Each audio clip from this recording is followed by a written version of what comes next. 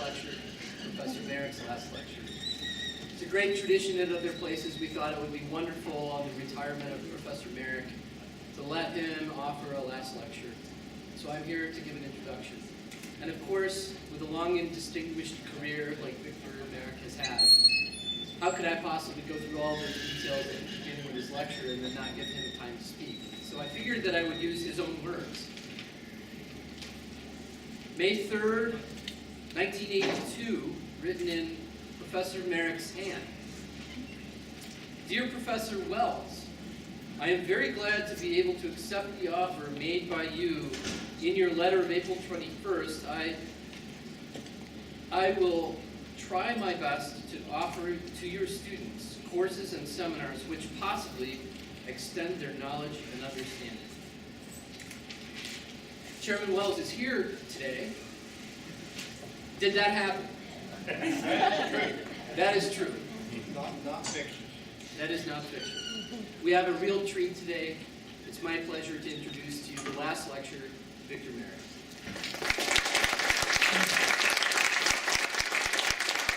Thank you very much for this. So here is the analogy. There are various groups of individuals in society who have genealogies. There is famous Gotha manual or whatever, where the aristocracy of Europe put, the real that genealogy. There are other groups that have genealogies. I will not mention them, but there is only one that has professional genealogies. These are mathematicians. Okay, and so you will see things go down. I got my degree, and my sponsor was Professor Tarski, and there are many others. And you will see phenomenal names there. Okay, phenomenal names, including Kuratowski, Trzebiszek. You name. I tell you, several are missing. No Hilbert, no von Neumann. Okay, Terbussing. Okay. But, of course, here you have it, D'Alembert, Poisson, maybe. Okay? That's what the whole thing, if you just would like to see a version, there is 2 feet by 3 feet, complete genealogy in my office. You can see it if you want to. Okay? So, there are more, actually, guys there. Copernicus, Leibniz, Lebesgue, Tarski and more. There are 2 Bernoullis, not just one. But the boss of all these guys must be unhappy on the abstract plane for having such a descendant. Okay? The most interesting from my point of view as a former logician is Tarski, who claimed to be the best sane logician of the 20th century. Interesting deduction from this claim can be made below. Okay? So, these are actually shoes. What? These are the real shoes of Alfred Tarski. I have them on my shelf at home. Okay, real shoes, not symbolic ones. Okay, and I am not making any claims concerning whether my feet actually are available, for these shoes or not. But this is Alfred. Those are Alfred Tarski shoes, which I got from, and I even have a certificate of authenticity. Now look, this is a serious business, okay? The only Tarski shoes available on web. So beginnings, I was born 1943, got a Master of Science in Mathematics, no computer science in Poland at the time, 1964, PhD in Mathematics in 1968, postdoc with Van Dalen in Utrecht, 1971, and Doctor of Science in Mathematical Logic, 1972. I started to teach immediately in 1964. Okay, I went out, and there were students, each and every one of them twice as old as I am. Believe me, that was not fun at all. But sometimes I met Andrzej Ehrenfeld, one of the people who made maybe the most important influence on my scientific life. Ehrenfeld was a former student of Mostrowski, my own advisor, just simply 12 years earlier, okay, was incredibly bright. But he also had some problem. He did not read scientific papers or letters for that matter, and did not write them. Okay, just simply not. Okay? He answered telegrams with prepaid answers. Yes, that he would do. Otherwise, no other communication. Okay, so Andrzej brought me to Pawlak seminar, first computer science seminar they ever attended at the Mathematical Institute. And so he had a cupboard in his office, and he had to do something with, at the time no web, so people were sending other papers. Okay, so he would open this one, throw the paper, lock the door. Okay, and that's what he was doing. I was his informal assistant. I had a privilege of opening his scientific correspondence and taking what I found interesting. So I had access to the first class actually scientific information in the 60s. Okay, no web, but I was able to do so. I was looking for his picture. This is the only picture of Andrzej, a great man, which you can find on web. Okay, so that's what it is. Okay, and so I found it on internet. Okay, so what did he prove? Actually, he a lot. If you are in foundations or in logic model theory, there is something called Ehrenfeucht-Frei's game theoretic characterization of elementary equivalence. Ehrenfeucht-Mostowski's theorem on existence of models with indiscernibles. The only problem with this is that he wouldn't write it. So each time, if any case, that things had to be published, well, he needed a scribe. And I won't mention the names of people who did that. I was not one of them. Okay? He influenced great many people, actually. So the next person who was actually, which was somehow in the same area, was a gentleman named Zdzisław Pawlak. Pawlak, he was a computer engineer. 1954, he built first Polish computer called GAM1. He had a couple of interesting CS accomplishments. For instance, he found that if he used -2 representation of integers instead of binary, okay, so many things in integer arithmetic become simpler, and he built a computer based on this. So at one day I asked Professor Finkel, what do you think about it? He said, I'll think about it on Friday. Okay, because that's what he does quite often. On weekend he thinks about problems. And not only did he immediately found the algorithms, he programmed them, I believe, in parallel. Okay? So Pawlak, he had two mathematical consultants, Ehrenfeucht and Bartoszyński. Ehrenfeucht handled logic and computer science, Bartoszyński probability. Three of them led a seminar in Mathematical Institute of the Academy. Okay? This is how I learned that computer science exists. Okay? Unlike at the university seminars where you just simply, at the university seminars you say, doctor said, or professor said. That was not like the procedure. That was two. Okay? And so that was a real experience. I had to talk about Turing machines, okay, which was the introduction, something like this. But also one thing that happened that someone was talking about the work of Ho Wong. Ho Wong was a logician who worked in various places in Harvard, but principally at IBM Research, and he programmed proofs of first 60 theorems in Russell and Whitehead Principia Mathematica. He just simply showed that computers could be used for that purpose. These are 50s, okay? And he published a paper on this in IBM Research. Okay? All right, but at that time, sometimes around 64, I got an offer to work at the university at Mostowski's group. I accepted it, and over a couple of years I worked on this. Okay, and so I just should show you Pawlak. Pawlak is the gentleman here. Okay, the other person is Helena Raslova, who did the algebraic models actually, algebraic logic and things like that. A great person too actually. She was also a student of of Professor Rosowski, just 18 years before me, she got her degree from here. Now, the next person truly who influenced my life was Alfred Tarski. You already saw his shoes, but that was not about shoes, really. Tarski was known for Banach-Tarski paradox, decision method for real number arithmetic, model theory. There were people who claimed that they also invented model theory, but in reality it was he. Okay? And of course, Knaster-Tarski fixed point theorem. Okay?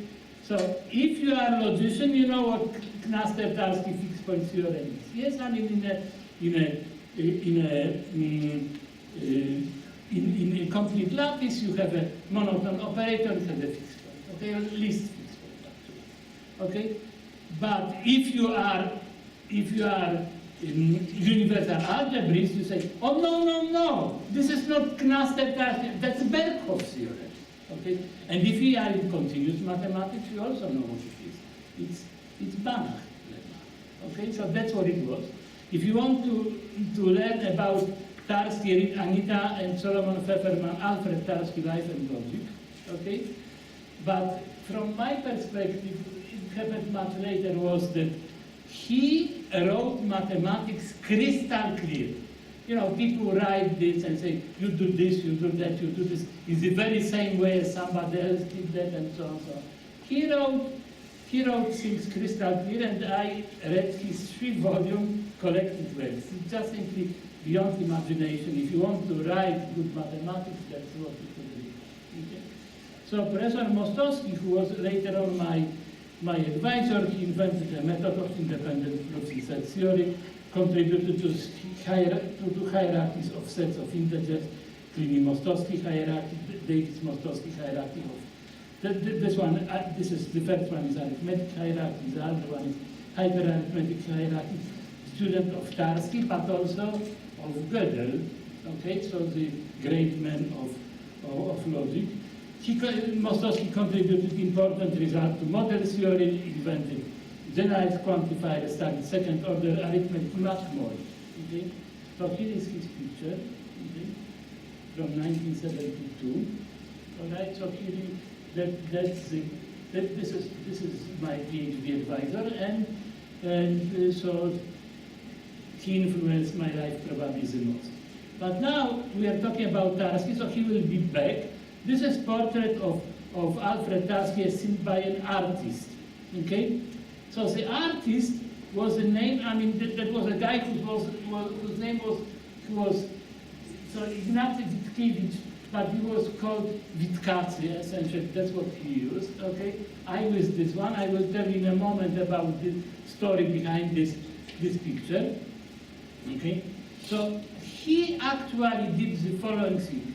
He lived because he lived by having a portraiture company, okay, and he would paint your picture. And at the bottom of that picture, he would place markings, and those markings were actually describing what controlled substances he was using as he was painting. This could be alcohol, most often. This could be cocaine, and it could be peyote. I'm not making this up. That's exactly what it's known. He was the best Polish painter in the period between the wars, okay? And his paintings are in the National Museum in Warsaw. And if you just, at some exhibitions, they will just tell you what it is, okay? Because markings were known. So that's what it was, okay? There was actually a pair of this painting of him and of his wife, okay? Those were split. His painting was taken by Jan Tarski, his son. The picture of Mrs. Tarski was taken by Inna Tarski, his daughter. Okay? Well, the picture itself, this one, actually was taken in washroom of Tarski home in birthday. I just wrote to Jan Tarski, telling him that I would like to have a picture with picture of Tarski. Sure, no problem. I visited. Okay, she said, well, you know, he brought me to a place which looked to me, and it turned out to be true, a washroom. He brought this picture of Tarski. That's one of my colleagues too. Okay, so that's how I got this one. All right. So this is this, after these anecdotes, here is what happened. Around, the end of the 60s, Andrzej, that is Andrzej Alfred, who was at the time married to actually Tarski, emigrated from Poland. He went to California, Los Angeles actually, and then he went and was a founding member of, and he's still there actually, Colorado University Boulder. Well, so he left Poland. During that time, actually, very soon politics became nasty in Poland. Okay, that happens periodically. It was then, and there were nasty periods later on. We'll see more of them actually. Somehow, Mostowski called me and said, you know what? I think it's time for you to move to the mathematical institute of the academy. I said, well, you don't have to do anything. You will just simply be there. The salary will be paid. And it was, actually. Okay? For that year, when the horrible things were happening, it was exactly 50 years ago, I was out of the university. People were kicked out left and right.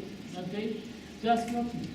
Okay? So I was just enjoying writing papers in mathematical institute. And then I was supposed to go as a postdoc to Berkeley, but I was not able to do this. I didn't get passport. Well, that type of things happened.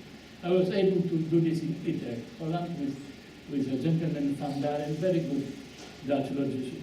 But actually, I think that it was good. The atmosphere in Berkeley was overheated. It was not just politics. It's just simply that there were great people there in Berkeley. I wouldn't be able to compete with them. No question about it. So things actually were good there. Okay. In Utrecht, when I was there a postdoc, influence of computer science on logic became obvious. Okay. I work on my something called DS, Doctor of Science dissertation, habilitation in German tradition. Learned some lambda calculus from Henk Barentek. Some of you may know. If you are in functional programming, this is the guy who actually started lambda calculus, which is the logical foundation of the problem. The vista I got there was the foundations of whatever mathematics, but need to look at computer science, and that math inspiration can be derived from. Okay? This was amplified. I traveled later on to Orkus and then to overall pathologic meetings, and everywhere people were just simply, instead of doing beautiful things about huge cardinals or things of this sort, they were looking at programming languages, asking questions, and so on and so on. So something was changing. Okay? But actually also several things changed. Maybe the most important one from the point of view of computer science was that Warsaw University acquired a GIRMA. So let me tell you what was it. Generally, there is an organization which forbids export of sensitive technology from Western countries to various countries which were, in that case, satellites of Soviet Union. However, Danish people, for whatever reason, decided to sell a Danish knockoff of something called UKY-Computer, which is a British machine, okay, to Poland. Okay. It had an algo compiler, it was quite modern, so it was reading from the tape, okay. So this had an immense influence on Warsaw University. In particular, immediately they started computer science program. At the same time, computer science program Warsaw Technical University was created, and it was something I will tell you, because some of the alumni of that other program, that was a competition.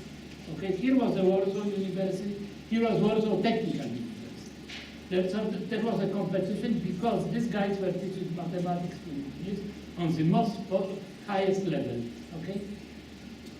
And when they decided to create computer science program, they got a crazy name for this, something like applied mathematics and technical physics. It was just plain computer science, okay? And so I see here a couple of alumni here of that project, okay? For me, I completed 1972 my Doctor of Science, and with this you could have your own PhD students. I immediately.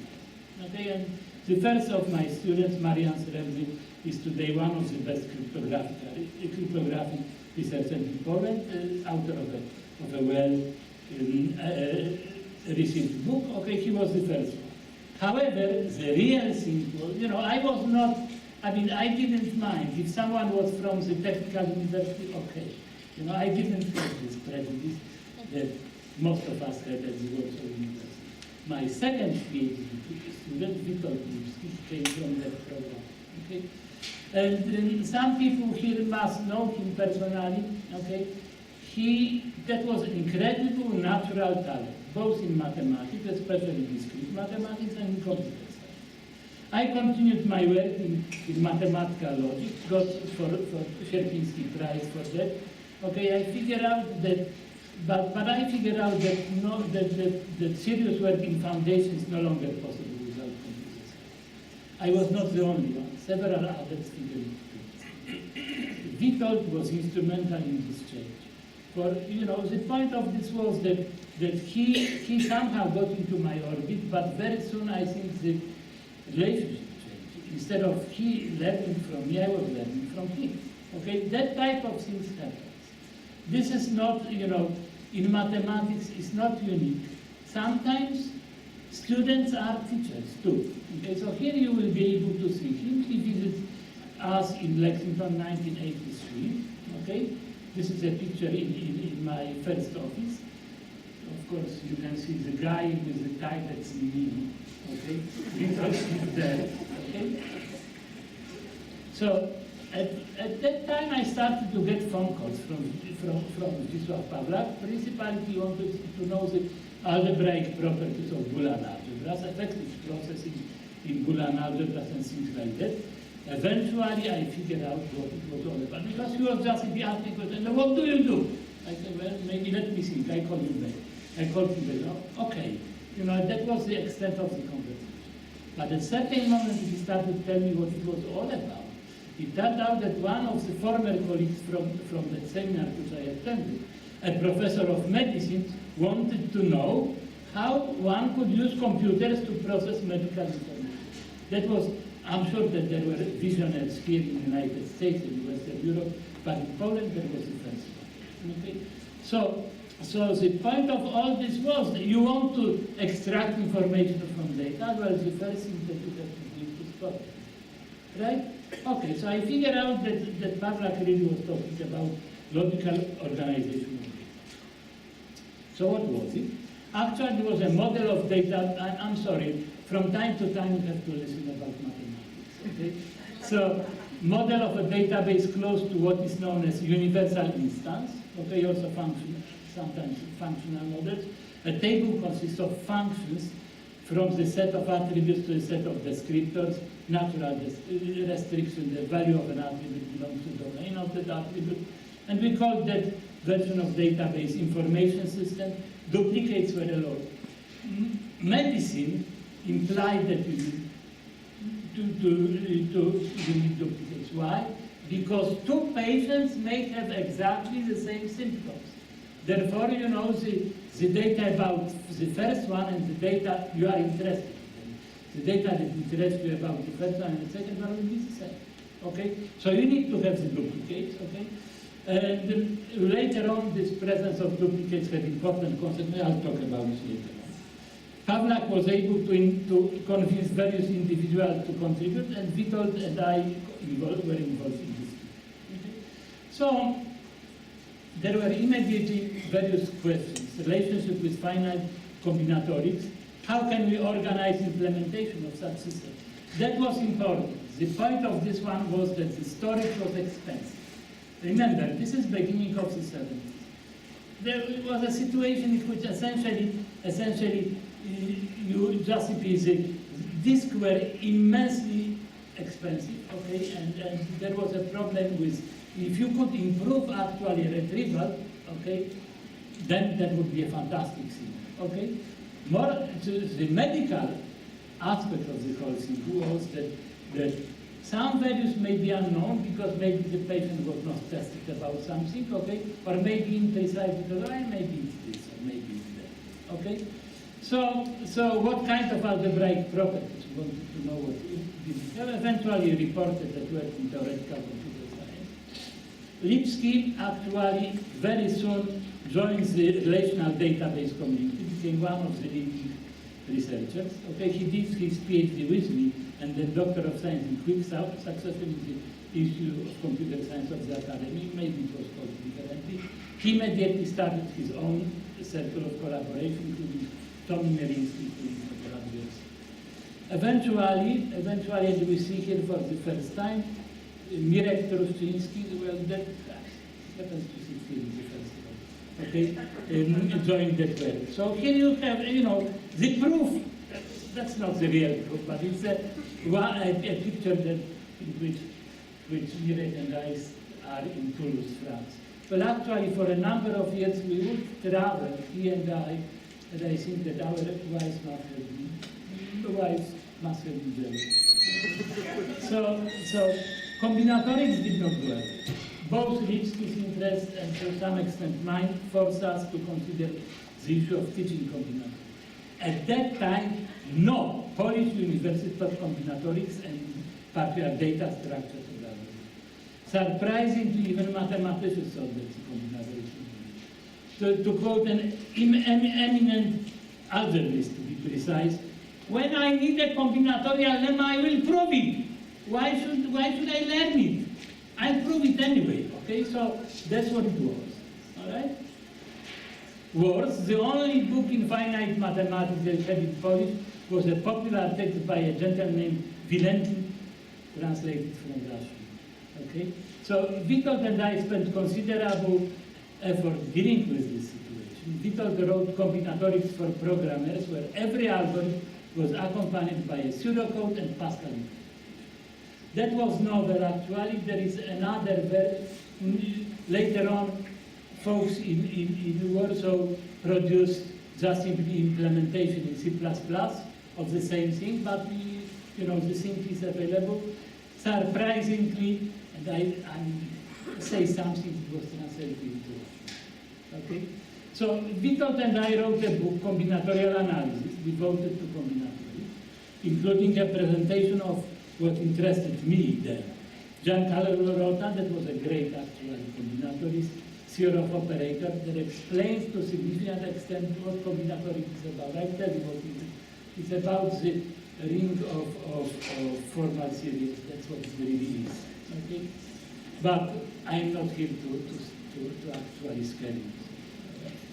So I started to teach combinatorics to computer science students at Warsaw University on a regular basis. Among my assistants for that lecture was Jurek Jaromczyk-Weryński. Okay, so he did. Yes, all right. So present Professor Jaromczyk, okay? I also work with other students of the Warsaw Tech program because, they somehow convince people that they are the best, and therefore they actually, the best students would go there. So here is Jurek, okay? This is the early picture, all right? So you can see him, and that's the proof that he eventually came here. So foundations of mathematics didn't go completely away, okay? So I actually was still doing it. I mean, from a certain perspective, there was so many things to be done in the first half of the year. All sorts of things we could do, okay? I solved a couple of problems, actually, got some prizes. It's immaterial, but actually everything was going well, okay? It was quite clear to me that it was time to adopt to changing times. I changed the areas that I did quite often, actually. Maybe I was getting bored. Maybe I thought that maybe I can do something else here. So that's what was happening, okay? And several events that occurred in the 1970s actually forced me to move on. Okay, so what happened? Here in the United States, science, politics do not mix, all right? At least unless you happen to be a public intellectual, that you know nothing, you talk about everything, okay? So that's what, I could give you names, but I Okay? In places where authoritarian regimes rule, it's not necessarily the case that there is a separation. There are questions that are being asked, maybe not necessarily publicly, but in various cabinets. Who are your friends? What petitions did you sign? Who are your students? What is your tribe? So that type of things, didn't make me very happy. On the more personal basis, Professor Mostowski died in 1975. He traveled to, he had a naturally high blood pressure, refused to take pills because he told me, I cannot take these pills. If I take these pills, I do not sleep. Okay? And so he stopped to do this travel to Berkeley and then to Vancouver, and he died. Okay? So that's what it was. I was supposed to take over his team, but folks, those of you who work know that as an administrator, I made the worst. Okay? At least I need the guidance. Okay? So I knew from experience. Okay? And these things were not going nice in Poland again. All right? Various types of repressions were going on. And in 1977, there was a conference in Poland. One day I'm sitting there eating breakfast. A guy comes to sit at my. I had an invite. Talk there, and he sits down there and says, "What do you think? Would you like to go to Venezuela?" What? I mean, I was always good at geography, and I knew very well that this is a country which is adjacent to Guyana. Okay, so that's what I knew about. All right, but well, I said, "Oh, okay, and do you pay?" "Oh, yes, we do pay. We will pay for your travel." I said, "Wait, travel back too?" "Absolutely." Okay, so I said, "Well, that's okay. I will send you my resume," which I did. Well, I got actually a contract, okay, and we spent a year in Venezuela in a place called Instituto Venezolano de Investigaciones Científicas. Reasonable pay, just the same. But there was a catch. Foundation of Mathematics, not computer science. And they still didn't have a computer. Next time I was there, they actually had a fax. Okay? So, the question was, should I become a Polish logician in Latin America? Certainly not. Okay? There was a benefit from Venezuela as a family. Okay? But doing such theory, the results were very good. I mean, we were publishing, I was very happy about this. Okay? But then one of my friends said, "Why won't you go, you are there, you are not in Poland, you don't have to really ask for permission. Why won't you just go to Penn State? We'll see what happens." I go there and say, "Okay," they give me a book. And they say, "You will teach a remedial course in mathematics." Well, the highlight of that course was that we are teaching the theory of sequences. And there were just three sequences for you, unless you are not aware of this. One is arithmetic progression, the second is geometric progression, and the third one are Fibonacci progression. That's it! Okay? So after this experience, actually, I thought that maybe teaching in Penn State mathematics is not the best idea. Okay? And so I gave up on this one. In 1980, we came back to Poland. Well, the place to which we came back was a different Poland. It was in a state of boiling. Okay, so what did it mean? Okay, well, so what the workers, that was workers didn't like that there was no food.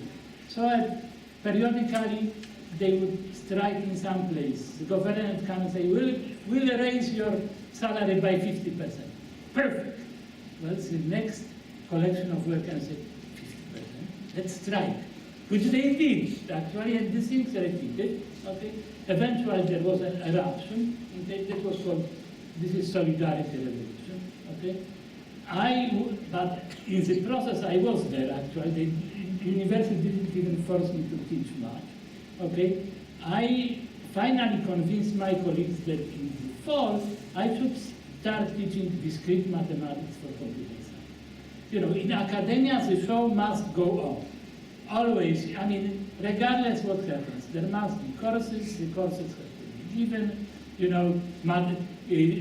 exams taken, grades assigned and so on and so on. In the middle of this whole thing, Warsaw University students strike and occupy the university. Maybe half of students' population strike. Well, so I just simply wondering what to do. I had to teach the same class twice. One was for students that were outside of they didn't occupy the university, the rest for the students who were occupying the university. Well, I had 38 for that class, and only one of them was doing the same thing. That was me. Okay? That's exactly what it was. So I just simply was, that was not very pleasant situation for us, but essentially, from a certain perspective, it was absolutely necessary.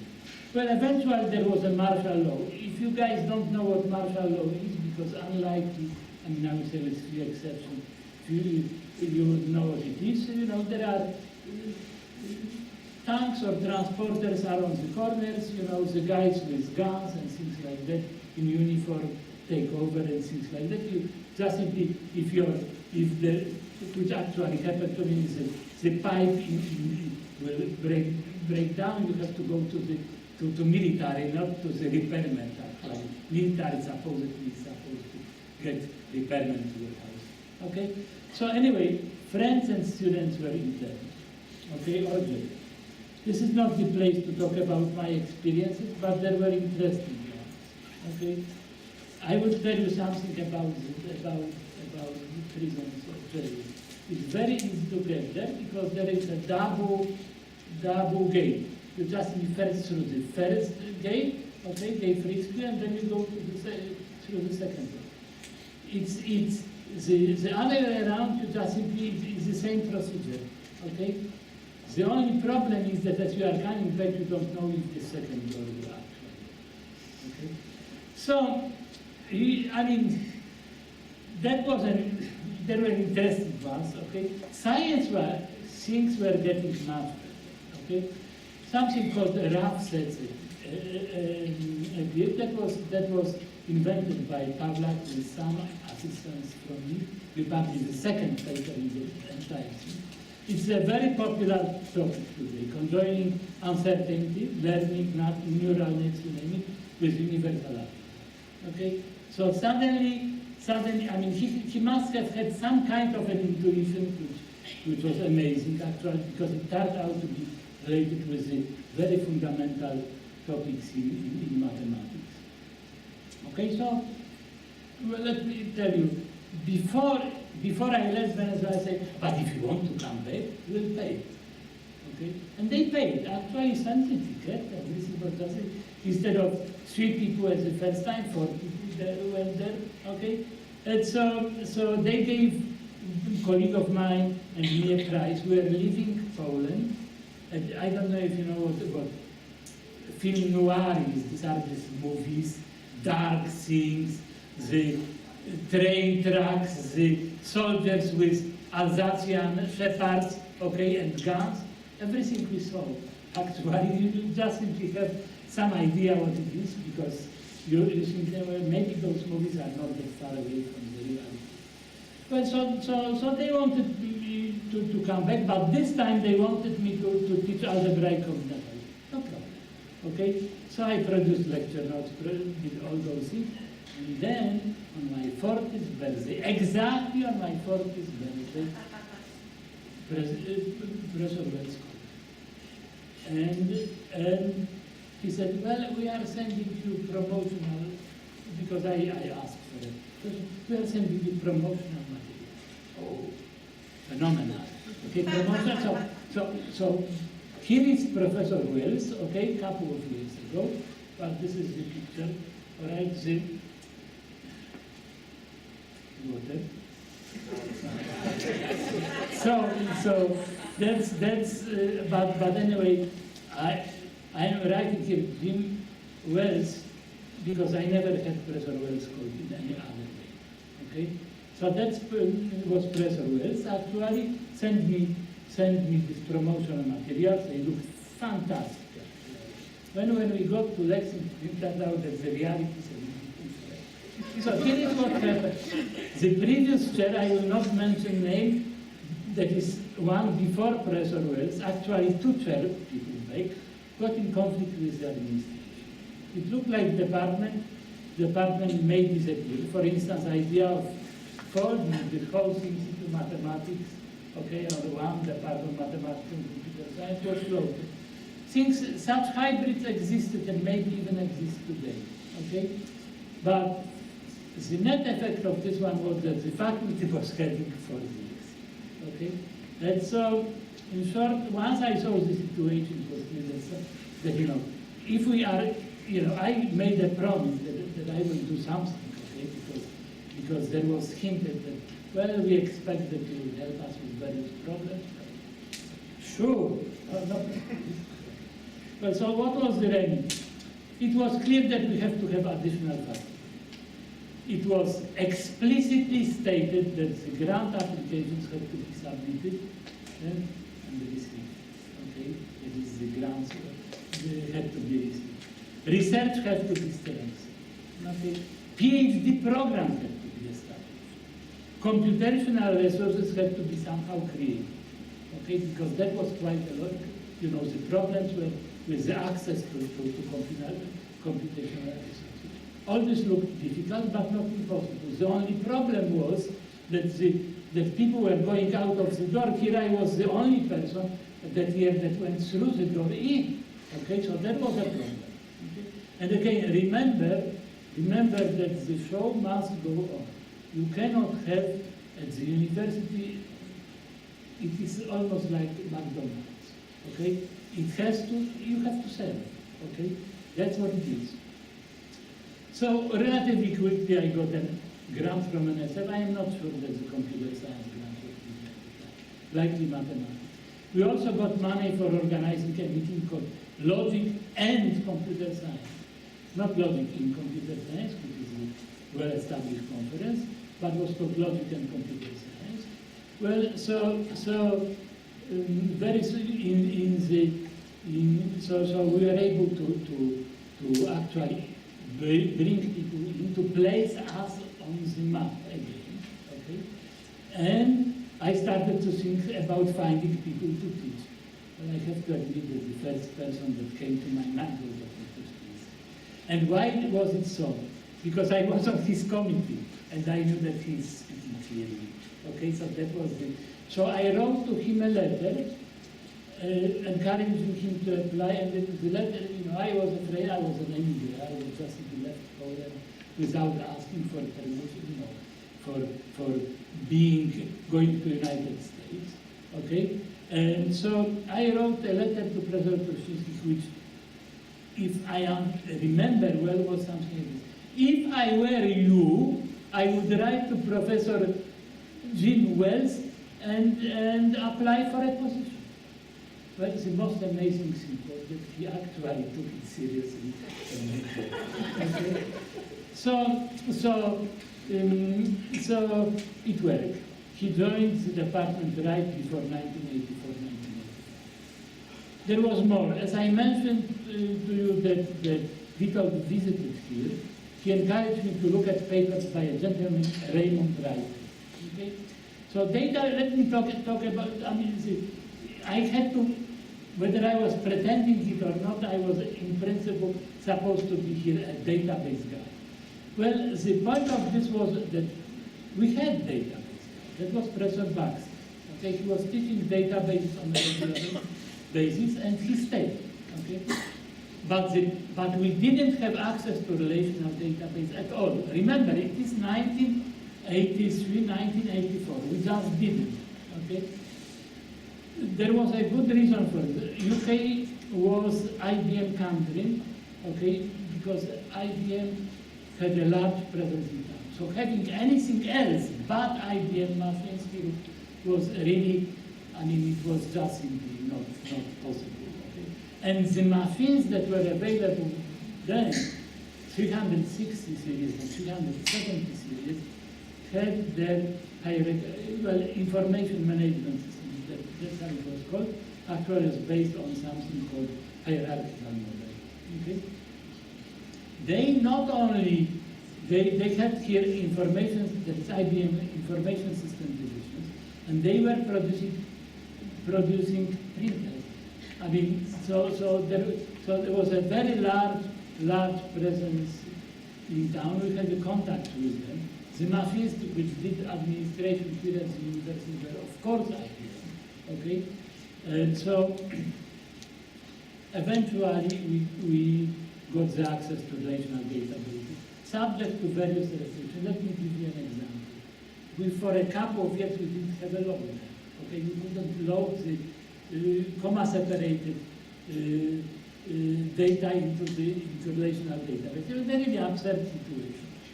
But eventually things were straightened up, and generation of UKY-IT people, some of them happens to be here, took our database classes, of Tony and of myself.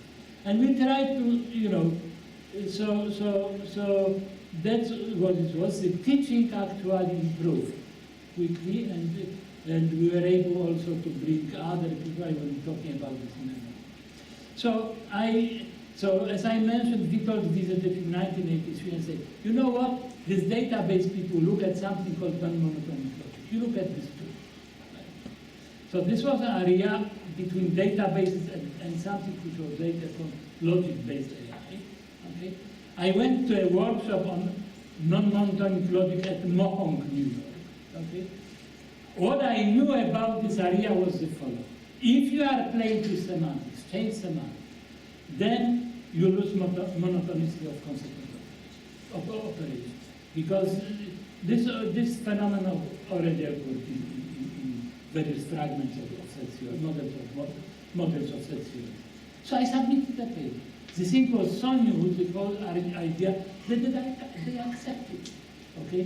Well, I submitted the paper just to say, well, let's limit models to maximal models. Well, the point of this one was that you go there, but the organizer said, well, if you don't have much money, you could pay. Okay, I said, fine. And I met with a gentleman named Vladimir Lifshitz. Actually, he was a principal assistant of John Mackay. Okay, and so I come there to that room, he's already there, and said, what we are going to talk about? I said, well, I'm going to talk about this. Are you crazy? This makes no sense whatsoever. It took him entire 15 minutes to explain that the paper should be thrown away, and it really should be. Okay, but I mean, maybe not even 15 minutes, because once he told me what it was, I said, of course, just if I didn't get the idea right. But I learned at that workshop about outright epistemic logic, okay, a system similar but different from Reiter's default logic. So here is Ray Reiter, the guy who invented this, and I am showing his picture because later on he had a very important influence both on Marek and me, and even more on Marek. Okay, I will mention it at a certain moment, how and what happened. Okay, so what Reiter discovered. So he was a mainstream database person, was wondering how databases could be used to extract knowledge. The idea was that once we have a database, we can use it for reasoning. The simplest way of doing it is something called closed-word reasoning. You could say, oh, it's not in the database, not default. Okay, all right, I mean, this is what you apply every day. Okay, so here is it, Dexter is not in the table client, you conclude Dexter is not a client. Okay, you don't hear that your house burned down, well, your house didn't, right? Okay, so that's the way, this is the reasoning by default. Okay. Well, so, you have to suffer. I mean, if I don't show any formulas, you will see that he cannot give the right formulas, right? So I have to. Okay, so default rules are rules of the format, which look like this. If K is a premise, this alpha is a premise, and if that beta 1, beta k are possible, you conclude from alpha psi. Okay, if alpha is established, beta 1, beta k possible, then establish psi. Alpha is a premise, beta 1 k is called justification of the default. Okay? So what was not clear, what this possible means and what established means. Okay? So default theory is a pair DW, this set of default W collection of formulas, which you assume, and so there was, what happens was this, that you may guess a theory, sigma, it tells you which rules are valid, which can be applied, which cannot be applied. Some defaults are possible from the point of view of sigma, others are not, maybe those where the justifications are not possible. And so you just simply take a closure of W's, which would not be under possible defaults. If you guess sigma and you get sigma back, that's called extension.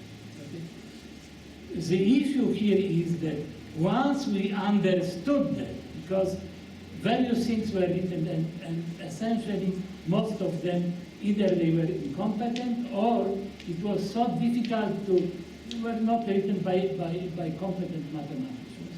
Okay, so Marek and I thoroughly, and I want to mention thoroughly investigated default logic. Okay, so moreover, as I mentioned to you, since we were rich because we had grants, okay, we could bring speakers.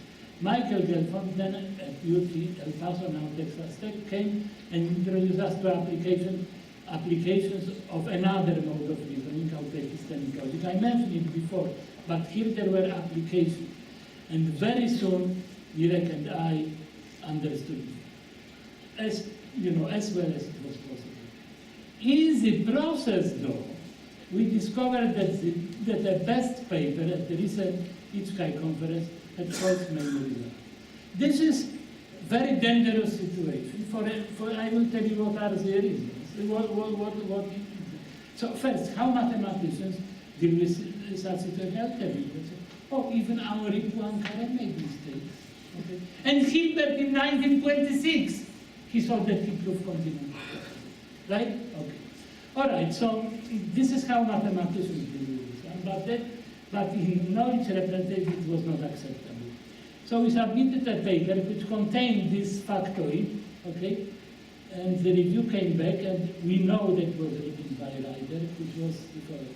If true, accept. Okay? So you just simply see what it is. Well, someone look at it and say, well, true. Okay, let's accept. Obviously, we made. And this was the beginning of the collaboration, okay, which grew to 62 papers, or at least that's what DBLP says, okay? So it took, at certain moment we had produced an immense number of papers. But as we were working on this one, we understood that what Gelfond was talking about was really not about epistemic logic. It was really about default logic, okay, and something called logic theory. This opened a wide area of research in many places, and when the dust settled some 10 years later, because essentially that's what it was, an area called the unstructured programming. I will be talking very much more about it. And so it started. We had several visitors, including Grigory Schwartz, okay, which came to us. We investigated together modal non-monotonic logic, where we found some truly strange, too technical to discuss it, but truly strange phenomena which should not happen, but they happen. Eventually, I'll be talking about it some more. Marek and I wrote a monograph in Springer AI series on non-monotonic logic, and much more work in Lexington followed, including various PhD dissertations of Paweł Koleżeński, Artur Pivkina, and some master theses, and at least one, the author of one of those master theses is present. Okay? But in the meanwhile, actually, now let's get back to the department, because remember, I should also mention that Marek made a truly strange discovery showing that default logic is closely related to one of those modal non-monotonic logics. Okay, so in 1986 we were able to hire a chair, okay, because the issue was that Professor Wells, he was a chair, but he was making very clear that he's not a member of the department. So we were able to hire a chair. This was Dr. Yuri Breitbart, an immigrant from Russia, came to us from industry, was a straight database person with important industrial grade projects in oil industry. by happy coincidence, we also were able to hire Professor Raphael Finkel, which was showing the certain things in academia are not necessarily right, but we profited out, because of this, and he came and was here ever since. Dr. Wells was anxious to, and I think that I am quoting him, let us swim. In 1987, Greg Wojciechowski joined the department. Well, so visitors, even more people from Poland, make possible regular activities. I don't know how many, maybe 4, maybe 5 visits over time. But the point of all this was that the show must go on, and show was going on. So the department was getting better, all right? So what was happening?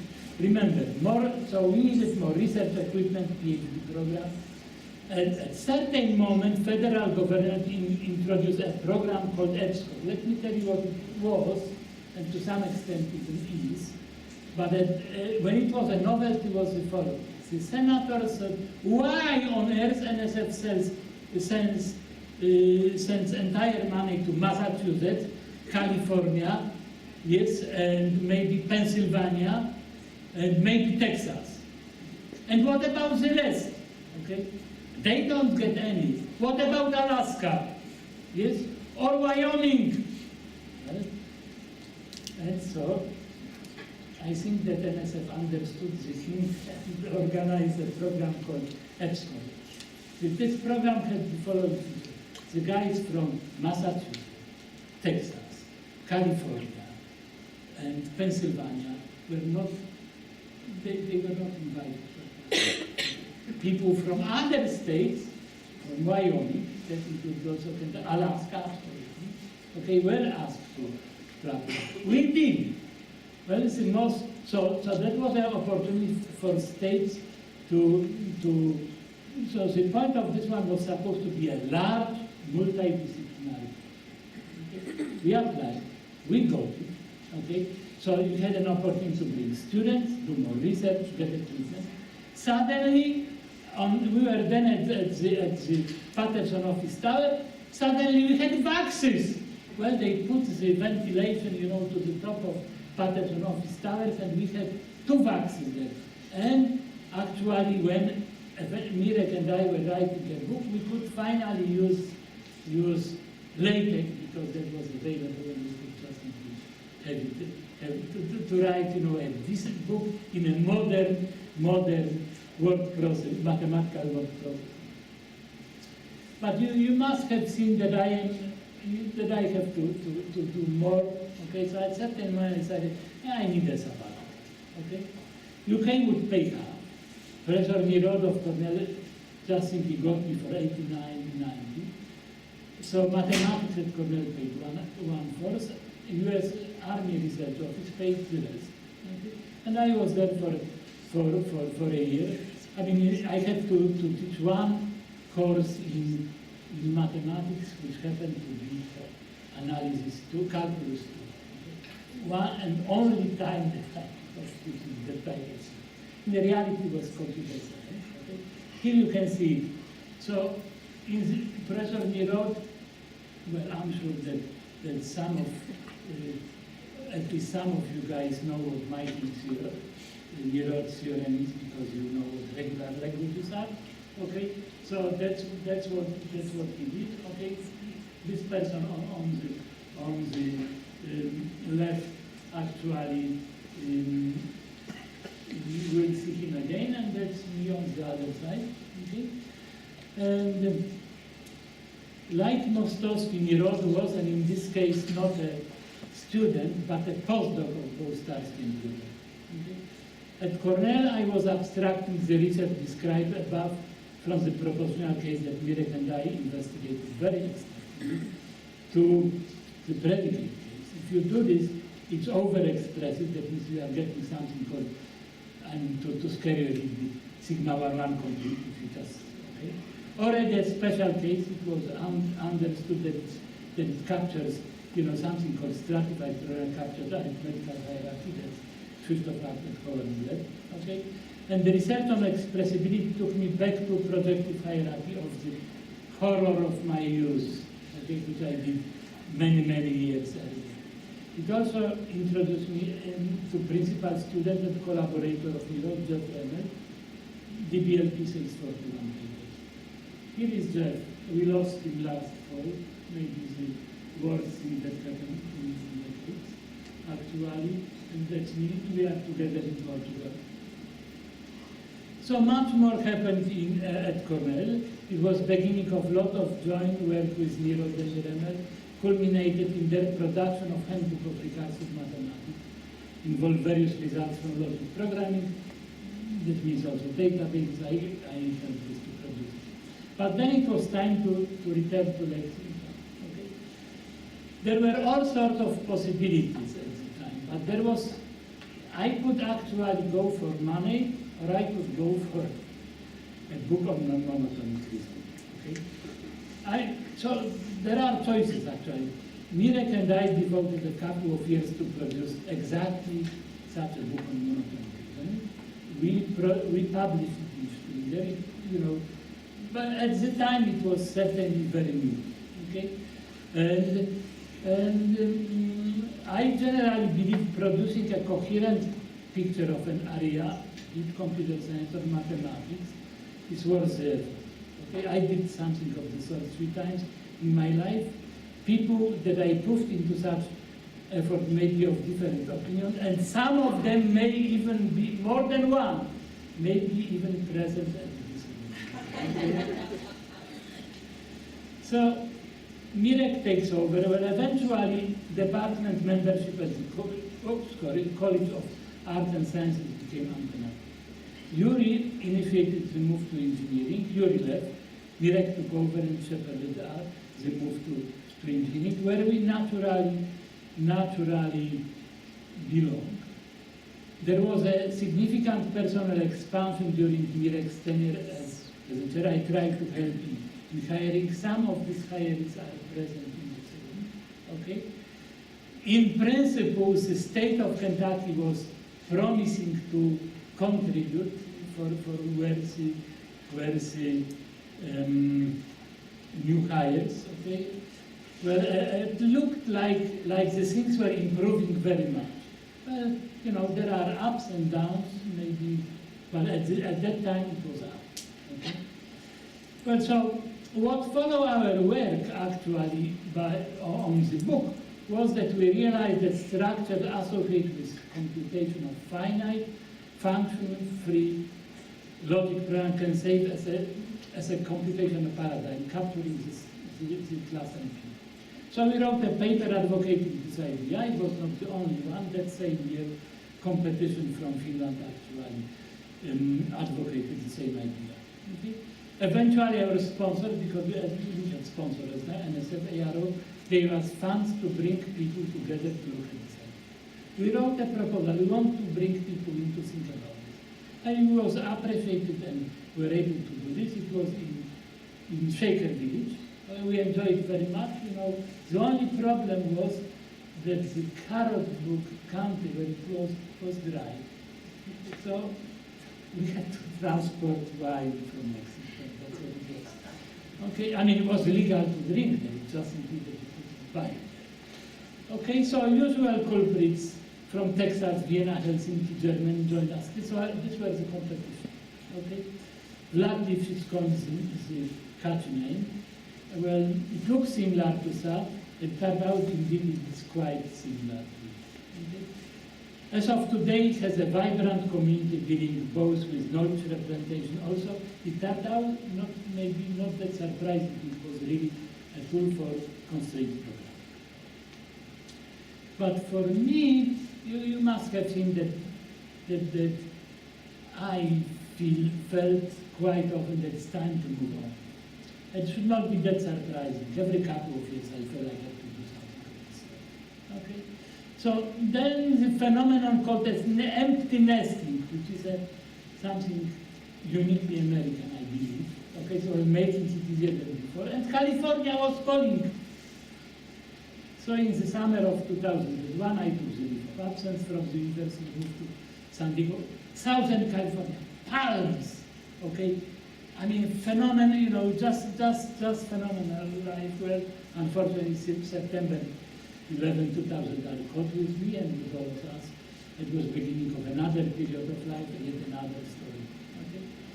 Well, to some extent, various changes that recently Marek and I are pushing on the department take computer security seriously and have roots in this period. That's a story for another 10 years. So plenty of things changed in these 50 years. Okay? Science democratized.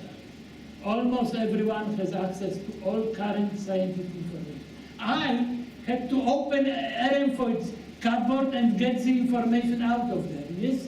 And was on the, on the mercy of people who were sending things to him or not. Okay? Today there is no problem. They just go to any reasonable site and get the.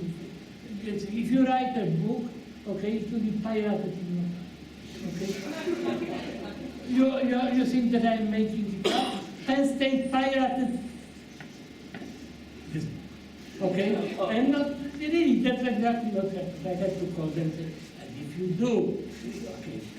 So anyway, so people who do science because of inner need have the access to almost all the disciplines, at least in theoretical areas, but also in other words, potential of humanity to create new knowledge group by much. People say exponentially. I'm not sure what the exponential is. Okay, so we have no idea what is still to be found, but we can be sure of one thing: found it. From my personal perspective, my students, 16 PhD students, 1,000 or more graduate students, couple of regiments of undergrads, okay, extend into the future the legacy of these guys who were here before me. Okay, you saw this in my genealogy. I can only hope that as my generation, and actually the next one, here at UK goes away, because that's what will happen soon, the next ones will be able to defend and improve on what we have done. This is what this. But there are a few dangers that I see. The cost of education. When I came here, there was no problem with someone working through during the vacation and then paying the tuition. That not today, not at UK. Okay? The question, the another danger that I see is the freedom of inquiry, especially in humanities. Maybe I am wrong, but I think that the fashions essentially tell you that you cannot think about certain things, that there are some statements that you cannot make, and so on. The third thing that we observe in this university, but in most other, certainly state universities, ossification of the administration structure. Okay, when I came, and that was we were in art and science, I think that the dean's office maybe had 4 or maybe 5 people. Okay, you could pick up the phone, call, was no problem whatsoever. Vice president for research, you could just simply call and to explain, and if you explain well, you will get support. Okay? Nothing like this today. The chains are, this is completely awesome. Okay? Whether something will be done, I just don't know. Okay? Then there are dangers of hype. This is something which is truly specific to computers. Computers touch upon practical all areas of human activity, and they are hype prone. By hype, I mean what is often described by Gartner hype curve. If you don't know what is it, just if you go to the web, you will see it. Okay? Where popular press, even quite serious, normally pushes some phenomenon beyond reasonable expectation. Well, so do you remember 4th generation computing? No? Well, I also thought. Okay, 5th generation computing. This I remember, but that's what it was. Japanese programming Prolog. You should program in Prolog too. Okay, so that's what it was. Okay. Expert systems.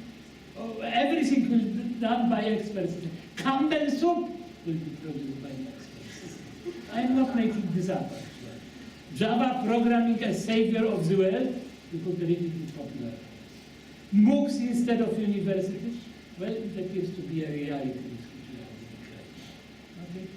So today, fascination with AI, which is not defined what AI is actually. Fascination with deep learning, where deep learning told me to cut your liver. I would believe it wrong.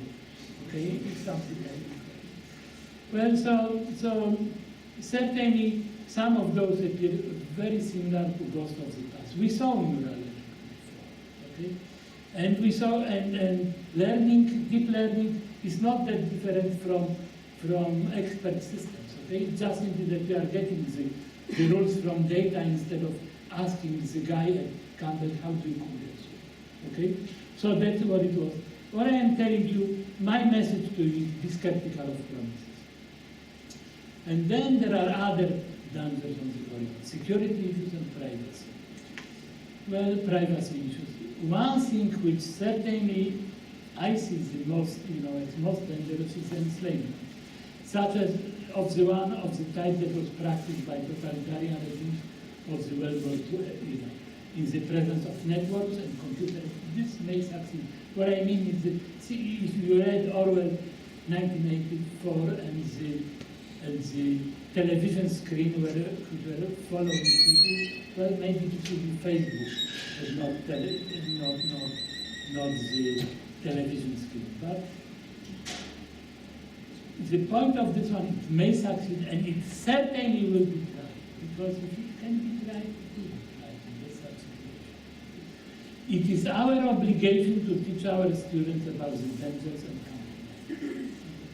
Hopefully we'll succeed in that. So now I should tell you what is my continuing and upcoming project. Okay, so from the left, Jeffy, Victor, Daniel. Okay? But they happen to be in the southwest. Alright? So this is the upcoming project. My first attempt to teach actually Jeffy is Euclidean geometry failed miserably. I am not giving up. I am not giving up. Okay, so final remarks now. You know, there cannot be a reasonable talk without a quote from Richard Feynman. So here is it, taken from Quotable Feynman, Michel Feynman, editor. I have worked on innumerable problems that you would call humble, but which I enjoyed and felt very good about because I sometimes could partially succeed. And this is the story of my life. With this I thank you very much.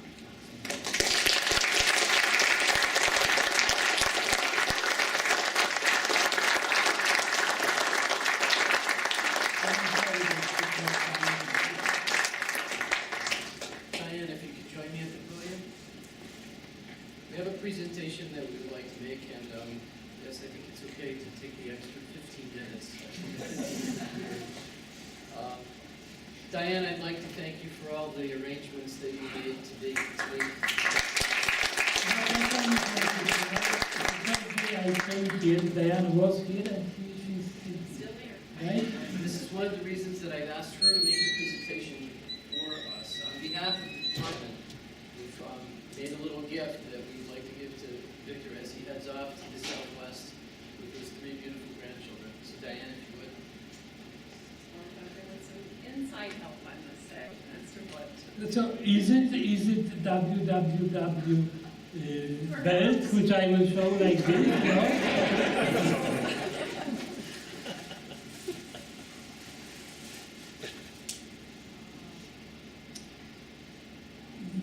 I mean, it bears a significant similarity.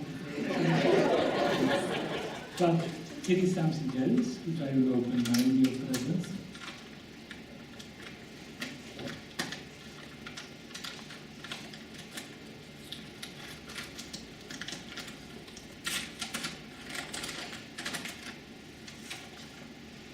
So, folks, you know what I am doing with knife. Usually I cut wood. Most of you must have seen it, okay? Not my students in class. That's all I am not doing that. It is a beautiful stamp. Whoa. Okay, thank you very much. Very thoughtful. and they know something about me, which I didn't know they do. Again, thank you very much.